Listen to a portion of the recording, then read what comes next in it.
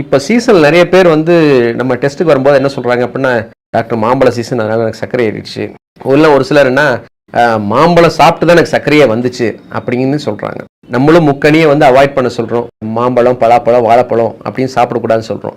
இது வந்து நிறைய பேர்த்துக்கு நான் என்னதான் டாக்டர் சாப்பிட்றது, ஒரு ருசியாக ஒன்று சாப்பிடக்கூடாதா அப்படின்னு கேள்வியும் வைக்கிறாங்க கமெண்ட்ஸில். ஸோ அதனால் ஒரு சில விஷயங்களை மாம்பழத்தை பற்றி தெரிஞ்சுக்கிட்டு அதை நான் உங்களுக்கு சொல்லலாம் அப்படிங்கிறது தான் இன்னைக்கு இந்த வீடியோவோட நோக்கம். முதல்ல வந்து மாம்பழம் அப்படிங்கிறது ஒரு போர்ஷன், ஒரு 165 கிராம்ஸ், ஒரு கப்பு மாம்பழத்தில் எவ்வளோ கார்போஹைட்ரேட் இருக்குது அப்படின்னு பார்த்தீங்கன்னா கிட்டத்தட்ட 25 கிராம் கார்போஹைட்ரேட் இருக்குது.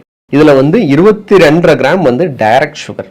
ஸோ நிச்சயமாக மாம்பழத்தில் சர்க்கரையோட அளவு நிச்சயமாக அதிகமாக தான் இருக்குது. அதே போல் அடுத்தபடியாக பார்த்தீங்க அப்படின்னா ஃபைபர், அதாவது நார் சத்துங்கிறது வந்து 2.6 கிராம்ஸ் இருக்குது, 2.6 கிராம் இருக்குது. இது வந்து வெகுவாக ஒரு நல்ல ஒரு அளவு தான் நார் சத்தை பொறுத்த வரைக்கும். இந்த ஒரு கப் மாம்பழத்தில் 2.6% அப்படிங்கிறது ஜாஸ்தி தான். அதே போல் முக்கியமான ஒரு எதிர்ப்பு சக்திக்குரிய சத்து, நம்ம வந்து கொரோனா காலத்துலலாம் வந்து இந்த வைட்டமின் சின்னு வைட்டமின் மாத்திரை சாப்பிட்டு இருந்தோம். இந்த வைட்டமின் சி வந்து கிட்டத்தட்ட வந்து 67 டெய்லி நம்ம எவ்வளோ தேவைப்படுதோ ஒரு நாளைக்கு, அது வந்து 67% வந்து ஒரு கப் மாம்பழத்தில் நமக்கு கிடைக்குது. இது போக வந்து போலிக் ஆசிட் இருக்கு, விட்டமின் ஏ, விட்டமின் இ இருக்கு, காப்பர் இருக்கு, பொட்டாசியம் இருக்கு. இந்த மாதிரி மற்ற சத்துக்களும் நிறைய இருந்தாலும் மிக முக்கியமாக நம்ம இதில் பார்க்கறது மாவு சத்து, அதாவது கார்போஹைட்ரேட் இருக்கு, அதுவும் டைரக்ட் சுகராக இருக்கு.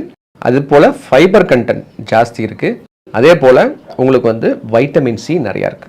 சரி, இதுல வந்து அடுத்தது இப்போ மாவு சத்துன்னு பார்த்துட்டோம். அதுக்கடுத்து இந்த மாவு சத்து எவ்வளவு வேகமா நம்ம சர்க்கரையை உயர்த்தும் அப்படிங்கிறத வந்து பார்க்கணும், கிளைசிமிக் இண்டெக்ஸ்.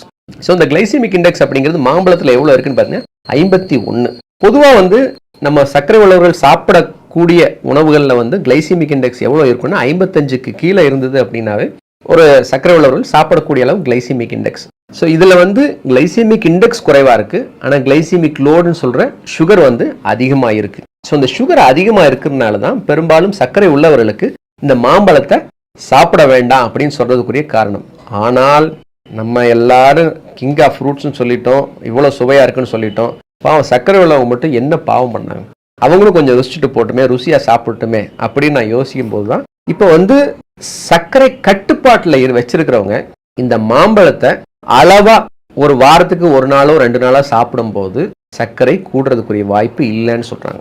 அதாவது அளவு அப்படின்னா எவ்வளவு சொல்றாங்க அப்படின்னா அரை கப்பு, ஒரு கப்பு 165 கிராம்னா ஒரு 82 கிராம், சரி ஒரு 60லேருந்து 80 கிராம்னு வச்சுக்கோம்.